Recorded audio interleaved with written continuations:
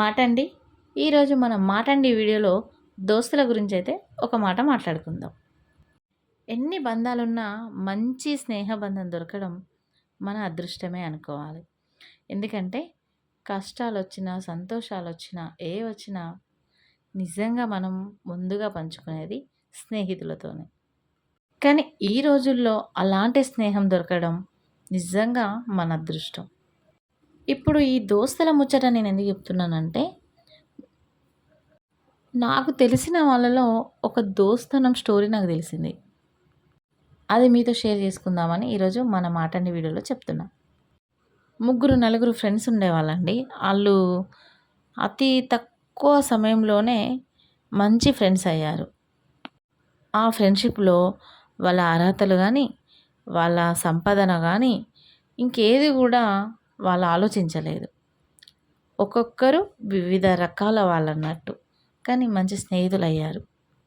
అయితే ఇక్కడ విషయం ఏంది అంటే, వాళ్ళు స్నేహంగా ఉంటున్న టైంలోనే ఒకరోజు అనుకోకుండా ఉన్న ముగ్గురిలో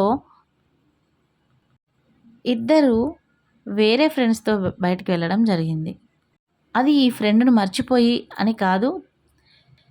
కాకపోతే వాళ్ళు వేరే ఫ్రెండ్స్‌తో వెళ్ళాల్సొచ్చింది. తప్పలేదు. ఎందుకంటే వాళ్ళందరూ వీళ్ళని ఇన్వైట్ చేశారు. కాబట్టి తప్పక వెళ్ళలేదు.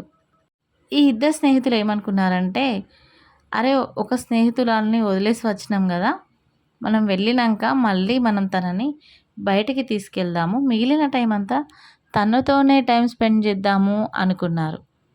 కానీ వాళ్ళు వెళ్ళి వచ్చే లోపల ఆ స్నేహితురాలు ఆ ఇద్దరిని తప్పుగా అర్థం చేసుకొని నన్ను వదిలేసి వెళ్ళిపోయారు అని తప్పుగా అర్థం చేసుకున్నది. తన గురించి తనే అంటే వాళ్ళ గురించే ఆలోచించారు. నా గురించి ఆలోచించలేదు అని.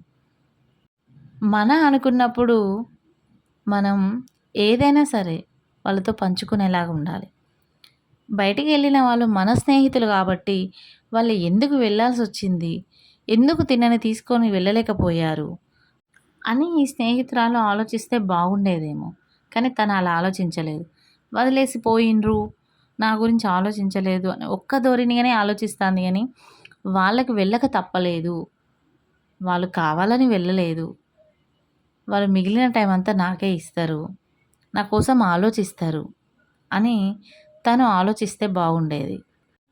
అదే కదా స్నేహితుల నమ్మకం అంటే, ఒక మంచి స్నేహాన్ని అర్థం చేసుకోవడం అంటే.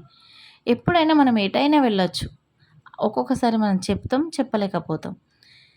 చెప్పలేనప్పుడు కూడా అర్థం చేసుకోవాలి. కానీ ఇక్కడ చెప్పినా కూడా అర్థం చేసుకోలేదు. మంచి స్నేహితుల దగ్గర ఏదైనా సరే నా అన్న ధైర్యం, నా అన్న ఫీలింగ్ అంటే మనసులో ఏది దాచుకోరు. పోయిన వాళ్ళు అంటే బయటికి వెళ్ళిన వాళ్ళు మనోళ్ళే, మన స్నేహితులే అని అనుకుంటే వాళ్ళ మనసులో ఏదున్నా తొందరగా వస్తారా, రారా ఏదైనా అడగొచ్చు. లేదా బయటికి వెళ్దాం వచ్చినాక ఏదైనా అడగొచ్చు. ఎందుకంటే అక్కడ మన అనుకోవాలి. మన అనుకోకపోతే వాళ్ళు బయటికెళ్ళినా, వాళ్ళు పట్టించుకున్నా, వాళ్ళు పట్టించుకోకపోయినా ప్రతిదానికి మనం ఫీల్ అవుతాం. మన అనుకుంటే దేనికి ఫీల్ కామండి. స్నేహితుల దగ్గర ఉండాల్సింది నమ్మకం. పాపం వాళ్ళు వేరే వాళ్ళు పిలిస్తే వెళ్ళి వచ్చేసరికి నా గురించి ఆలోచించని వాళ్ళ గురించి నేనెందుకు ఆలోచించాలి అని వాళ్ళతో మాట్లాడకుండా వెళ్ళిపోయిందట. వాళ్ళు ఎంత చెప్పడానికి ట్రై చేసినా అసలు వాళ్ళ మాట వినలేదు. ఇది నిజంగా జరిగిన స్టోరీ. అసలు దోస్తులు అంటే ఎట్లుండాలి? ప్రతిదానికి అలగడం ఒకటే కాదు. అర్థం చేసుకోవాలి. ముందుగా నమ్మకం ఉండాలి. నమ్మకం లేనిది అది ఎలాంటి బంధమైనా, స్నేహ బంధమైనా సరే ఎక్కువ రోజులు నిలవదు. అపార్థాలకు దారి చూపందే స్నేహబంధం.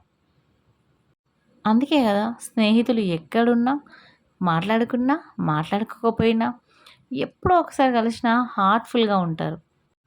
ఇక ఇప్పటికైనా ఆ దోస్తు ఆ మిగిలిన దోస్తుల గురించి ఆలోచించి వాళ్ళు కావాలని ఏది చేయలేదని అనుకుంటే వాళ్ళ ఫ్రెండ్‌షిప్ అలానే ఉంటుంది. మరి వీడియో నచ్చితే లైక్ చేయండి, షేర్ చేయండి, కామెంట్ చేయండి, సబ్స్క్రైబ్ చేయడం మర్చిపోకండి. అన్నట్టు వీడియోలో కనబడేది దోస్తు కాదు చెల్ల. మీకు తెలుసు కదా. Thank you for watching.